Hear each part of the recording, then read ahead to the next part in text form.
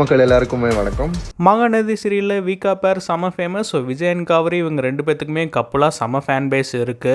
இவங்க ரெண்டு பேருமே உண்மையிலேயே லவ் பண்ணுறாங்களா? ஸோ உண்மையிலேயே லவ் பண்ணால் நல்லாயிருக்கும் அண்ட் கல்யாணம் பண்ணால் சூப்பராக இருக்கும்னு சொல்லிட்டு இந்த மாதிரி பார்த்தீங்கன்னா ஃபேன்ஸ் நிறைய ரெக்வஸ்ட்டும் வச்சிருக்காங்க. ஸோ அந்த வகையில் வந்து பார்த்தீங்கன்னா இப்போ சோஷியல் மீடியாவில் வீக்கா பேரை தவிர்த்து இன்னொரு பேர் வந்து பார்த்தீங்கன்னா ட்ரெண்ட் ஆகிக்கிட்டு இருக்கு. ஸோ ஃபர்ஸ்ட் டைமாக பார்த்தீங்கன்னா லட்சுமி அண்ட் சபரி இவங்க ரெண்டு பேரோட பேர் நல்லா இருக்கு. நீங்கள் ரெண்டு பேருமே பார்க்குறதுக்கு சூப்பராக இருக்கீங்க. ரெண்டு பேருமே சேர்த்து வச்சு பார்க்குறப்ப செமையாக இருக்கு. ஸோ அதனால ரெண்டு பேருமே நீங்க சேர்ந்து ரீல்ஸ் போடுங்க.